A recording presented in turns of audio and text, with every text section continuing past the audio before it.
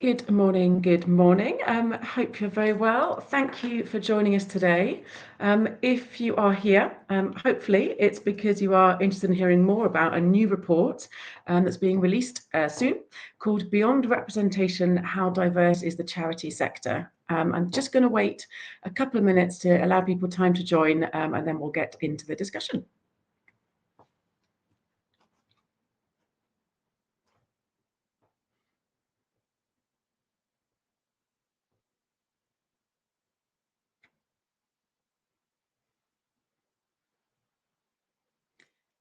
So again, good morning if you're joining us. We're just waiting for allowing a couple of minutes people to finish grabbing their coffees and teas and join us.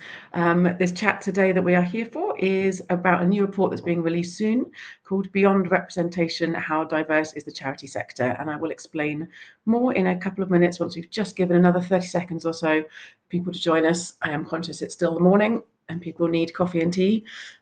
So yes, we should join just in about 30 seconds or so and get cracking.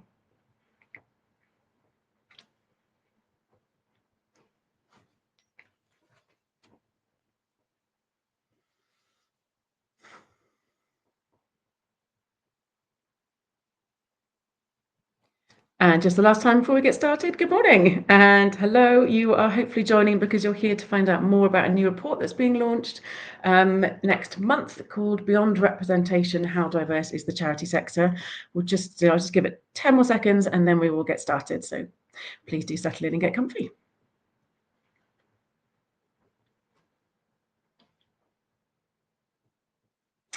Okay, I think let's get going. So for the last time, good morning, and thank you for joining us today. I hope you are very well.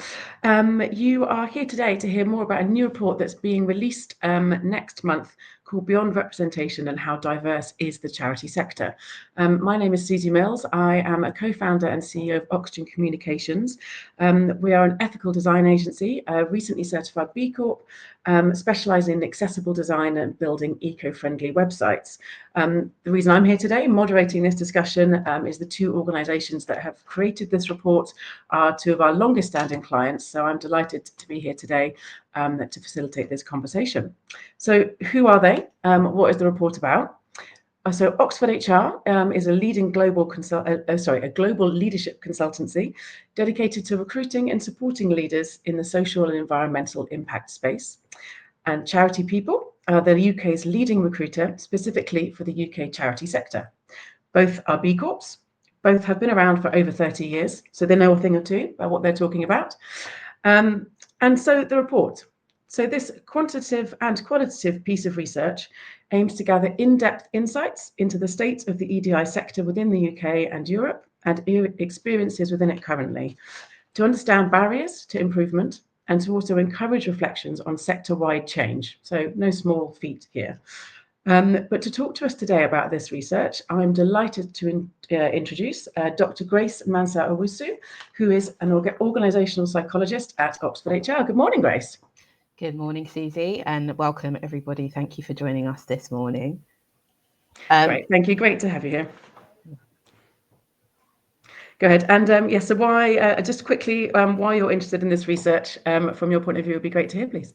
Thank you. So this research has been on my mind for a little while. Before Oxford HR, I did work within the charity sector for over 3 years. And it was always been interesting to me in general, not just charity sector, all the sectors I work in, to see how inclusive and diverse they are. One of the reasons why I think it worked well for ourselves and charity people to work together is because we've been connected for a while. We do work together on different kind of projects, and it kind of works because both of our sets of values are very similar. And mainly because we want to be a force for good, and the work that we do as a leadership consultancy at Oxford HR, we want to be a force for good. We want to understand what's really going on the ground for a lot of our clients, and we want to be able to help them to be able to do the work that they do in the best way possible all over the world. And to do that, we generally do try to embed equity in how our processes work. And that's not something that is one-dimensional. It does grow, it does change. We do try to adapt to different trends and what's going on globally as well. So that's something we're constantly trying to learn and to do better at. So basically for us, it was something that we really wanted to drive and really be at the front or the forefront of. Fantastic. Thank you. And I think we'll talk a bit more about the actual research itself, I think, with you in a bit. But thank you. That's great. And then I'd also like to introduce Liv Carr, who is the People and Operations Director at Charity People. Good morning, Liv. Thank you for joining us. Hi there. Morning, Suzie. Morning, Grace. So hi, everybody, and thanks for joining. I'm Liv. I'm the People and Operations Director at Charity People. I'm also chair of our internal EDI committee. Before working at Charity People, I worked in the charity sector for about 10 years, so I have an interest from that area as well. So yeah, I'm really thrilled to join the discussion with Grace and Suzie today and share why Charity People are proud to be part of this really important research initiative in partnership with Oxford HR. I think firstly, as someone who works in a people role, and I think about, the real challenges and opportunities in recruitment and people strategy, was really keen to collaborate with Grace and Oxford HR to help shape this research. So by actively contributing to the research, I wouldn't just be observing the diversity trends, I could actually help shape them. And then as a recruitment company partnering with so many brilliant, fantastic charities, Charity People, want to help our clients find brilliant people who will have an impact in their role. I think part of doing that really well involves understanding representation gaps in the sector so we can source and support underrepresented talent. So, recruitment's more about just filling roles for us, doing EDI well and impactfully. It's not just about ticking boxes and meeting regulations. It's about creating a genuinely inclusive environment and about building partnerships that make a difference. And, that's exactly what this research is all about. Fantastic, thank you. And let's get into question one then, because you've kind of touched on it here, but it'd be great to expand on it a bit, Liv. And when we first started talking about this, I thought it was really interesting that, in some areas, not in all, but in some areas, Oxford HR and Charity People could be seen as competitors. So, how did this report come about? Like that you working together to create this for the kind of greater good of the industry, the sector, if you will, rather than sort of looking at your individual organisations' operational day to day. Yeah, well, definitely we could be seen as competitors, but Oxford HR's values and commitment to social responsibility align really closely with ours. So partnering with Oxford HR just made perfect sense. Like us, they're a B Corp. Grace has already touched on that, which means they've made a commitment to using business for a force for good and to help shape a more inclusive and equitable recruitment landscape. I think, also worth talking about values. We share values around integrity, collaboration, and inclusivity. And we both believe in the power of data to drive meaningful change. So when it comes to EDI and social impact, we don't want to just talk about change. We want to act and do what we can to influence in a positive way, not just in a policy, but, in behavior and culture. And we believe this research can really help us do that. So I think going back to earlier this year, Grace and I was talking about this actually earlier. We were thinking about, when the seeds for this project were planted, Charity People was having some really thoughtful conversations around EDI with the team at Oxford HR. And one thing we kept coming back to again and again, also conversations internally at Charity People as well, was around how difficult it was to access demographic data about who's working in the charity sector, especially at different levels of seniority. So there's some really excellent data that's available for board and leadership roles, but other than small pockets of data that we found, there's a real gap when it comes to understanding the fuller picture across the sector. And that really matters, I think, because, without that insight, it's hard to know where those barriers are or how to break them down.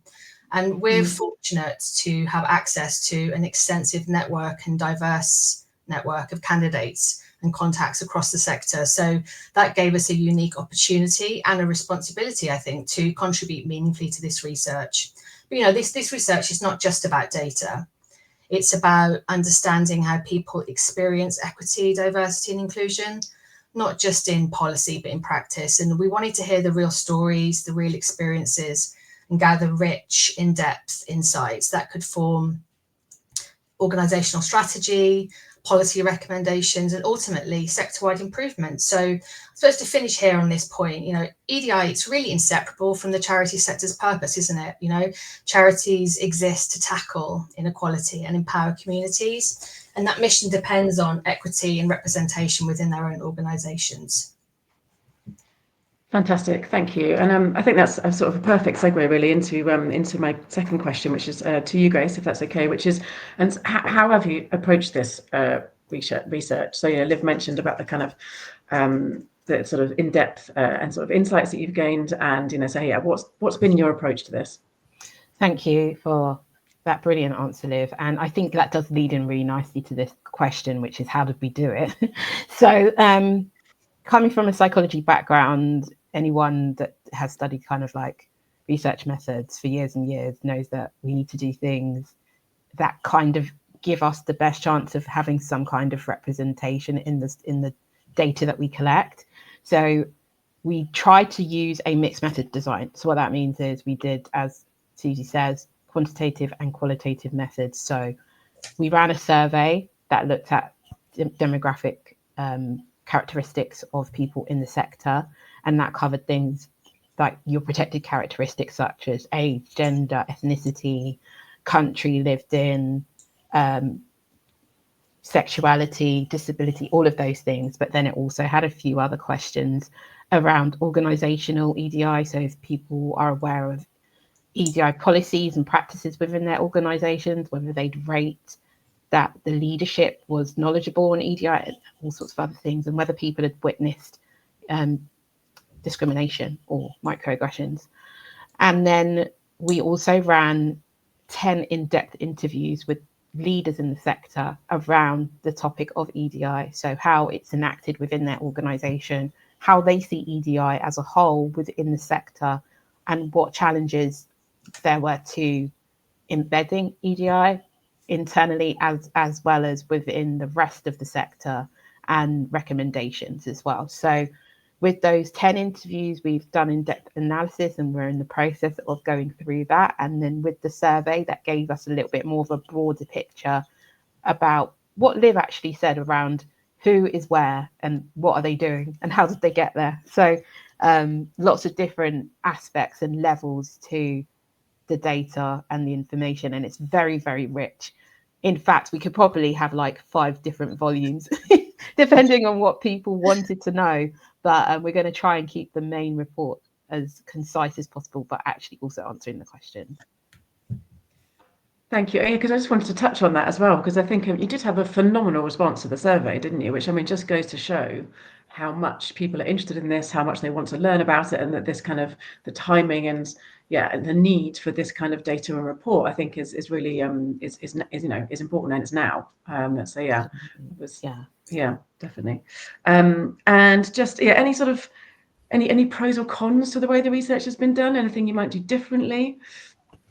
As with every type of research, there's always a level of, you've got to be careful and got to be cautious about how you draw conclusions. So we know, for example, with questionnaire design, there's a lot of disadvantages that could come up. For example, people not answering the questions truthfully could be one of them. Also, there's social desirability as well. And then also with questionnaires, people are likely to answer them if they already have a vested interest in the topic. So that's also another area that we need to be aware of. It might not be that the 400 responses are fully responsive of the whole sector. I mean, it can't be. That is a small number in comparison to how many people are in the sector in Europe. However, it gives us a snapshot as to what's really going on, how people are feeling, what challenges there are, and what recommendations that we could use to do better. And then with the interviews as well, because there was only 10 people that we interviewed from a broad range of organisations across the sector of the full purpose sector, I think we got a lot of rich responses. However, it's in no way representative. However, it does give us an idea of, again, what's going on, what people think, what some of the challenges could be. So combined, we hope that we've covered some of those disadvantages. But again, we can't be 100%, 100% positive in everything. There's always going to be drawbacks, and we are aware of that. It's very normal in the research processes. Yeah, sure. Okay, thank you. And just before I move on to question 3, I mentioned earlier, apologies, but if you do have any questions or comments, please do pop them in the chat. We will have some time at the end, hopefully, to talk to them. And if not, we will pick up on any questions and come back to you directly. But please do pop them in the chat box as we go through, and we'll try and get to them at the end. Okay, so question 3 is to you both, in fact, and Liv, maybe let's start with you. Is what do you hope this research will mean for the charity and non-profit sectors? Yeah, so I mean, we hope that this research will benefit the entire sector. It was a really unique chance for us to gather insights, challenge assumptions, and listen to a range of voices, and ultimately learn. But I think it's really important to say that this report, it's really not about pointing fingers or ranking progress or to solely highlight challenges.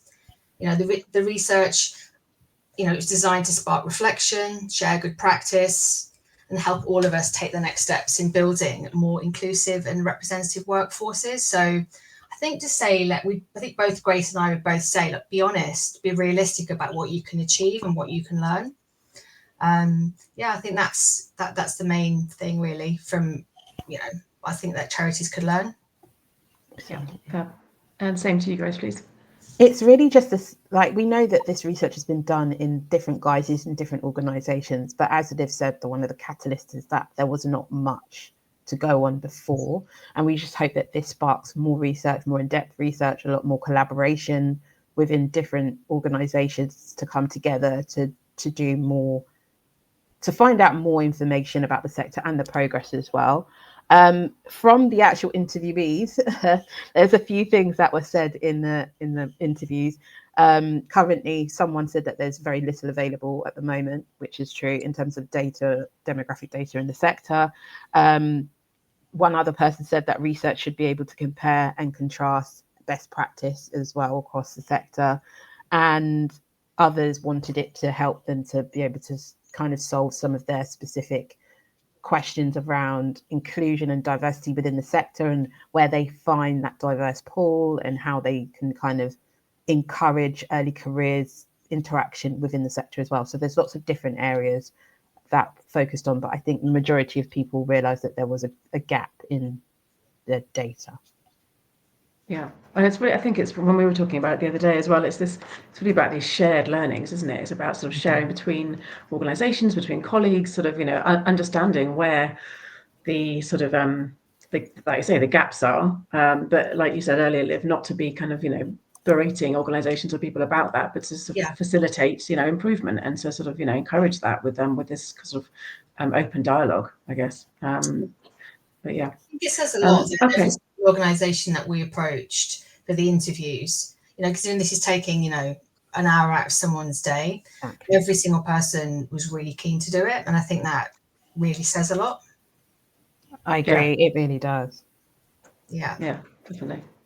Well, hopefully, when the research comes out, though, you'll have a great response to it. And so, on that note, when is the research due out, Grace? The $1 million question. We hope that we can get our research out in November. So next month, watch this space. And we do have, if you are interested, there are some ways that you can get hold of the report. Yeah, and Liv, how can charities get hold of this once it comes out? Well, we actually will put a link in the comments, I think, to the report. So that's where we also have. I think it's actually on the ticker at the bottom there, the webpage where you can go. That's where people can get updates and share any comments, I think.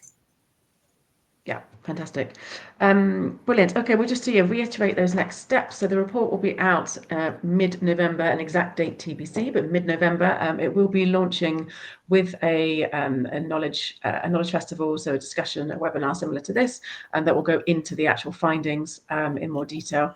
And in the meantime, if you did want to sign up for to be ready to receive it on that mailing list, as Liv just mentioned, the QR code's on the screen now, and there is a link in the chat as well for you to be able to sign up to that. Just to be aware, when you do sign up to that, you will also be signed up to the Oxford HR and Charity People mailing list, but you can untick that box if you don't wish to receive those as well. And also, if you have any questions, obviously, please do reach out to either Grace or Liv, either through Oxford HR and Charity People websites or directly on LinkedIn. We're super excited to get this report out in the world. So yeah, thank you for listening today. Thank you, Liv and Grace, for joining us. And yeah, any sort of further comments afterwards, we will follow up with individually. But thank you everyone for joining this morning. Thank you both. Thank you. Thank you. Okay, bye.